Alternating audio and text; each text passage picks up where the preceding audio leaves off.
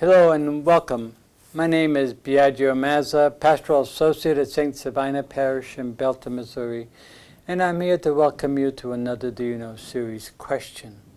Today's Do You Know question is, do you know the three Epiphanies of Jesus linked to January the 6th? Every January the 6th, we celebrate the Feast of the Epiphany. Epiphany means manifestation, a revelation of Jesus to the wider world. In the West, January the 6th was always associated with the Epiphany of the Magi, associated with the Magi's, whereas in the East, the January the 6th was always associated with two other events as epiphanies, and that is the baptism of Jesus and the wedding feast of Cana, the first sign of Jesus according to John's Gospel.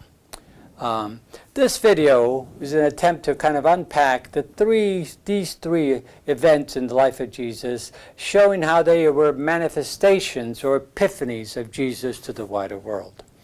Beginning with the Magi story and the star that they were following is unique to Matthew's Gospel. The manifestation of the star for the Magi's was an indication. They were astrologers who studied the stars as indicators of world events. And a bright, large star was always an indicator of a royal birth that would be different from the other royals that were in the world at the time. It would be the royal birth of a king who was going to make significant difference to humanity by showing care and concern for others and ruling with justice. And so the Magi's go on a journey seeking this particular kind of king, bringing him gifts to honor him and to welcome into the world with the hope of profoundly changing the world with justice and care and concern for others. Now the Magi's are Gentiles, and Matthew pictures them as so, and they are the ones who Jesus manifests himself to. And the message that Matthew is trying to communicate to us is that Jesus came for all. Jew and Gentile, and Gentiles accepted him and some Jews rejected him. The message is for us today is that Jesus came for all, and we as disciples are always to look for leaders who are going to show care and concern and live and act out of justice. The second story associated with the Epiphany is the story of Jesus' baptism. Now, Jesus' baptism shows up in 3 of the 4 Gospels, does not exist in John's Gospel. And John the Baptist's baptism was a symbolic indication of a person turning their life to God, handing their life over to God.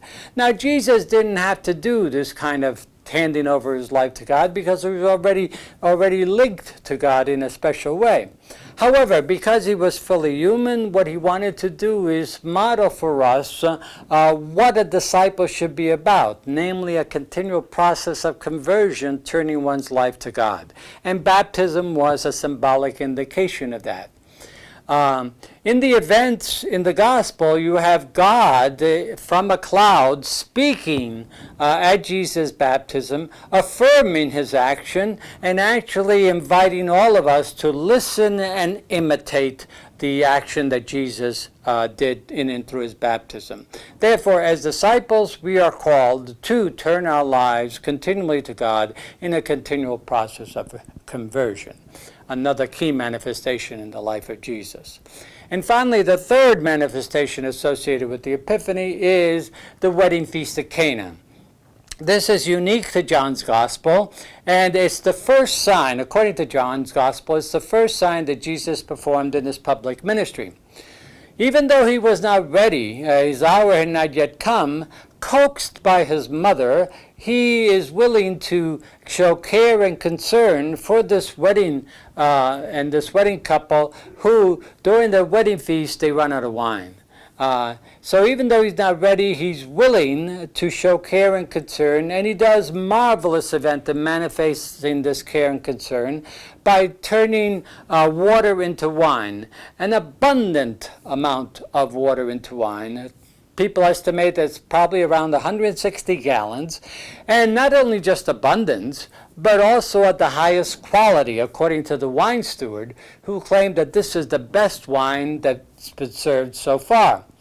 And so another clear manifestation of Jesus' epiphany to the world, the beginning signs of his public ministry, according to John, and a lesson for us as disciples. And the lesson is that as disciples, we too are to show care and concern for others, even at times when we don't feel like it or we might not be ready for it. And so it's a clear manifestation of what discipleship is all about. And so these three events have traditionally been associated with January the 6th as Epiphany events in the life of Jesus, manifesting not only what Jesus was about, but we as disciples, what we are to be about. As with the Magi searching for leaders who rule with justice and care and concern, with the baptism, committing ourselves in and through our own baptism to continual conversion and turning of our lives over to God, and with the wedding feast of Canaan, always being ready to show care and concern for others, especially those in need, even when we might not feel like it or might not be ready for it. So I hope this has helped to explain these three events as they are linked with January the 6th, and I hope you will return again to more Do You Know series questions as we continue to explore our faith and to know more about our traditions. Thank you very much.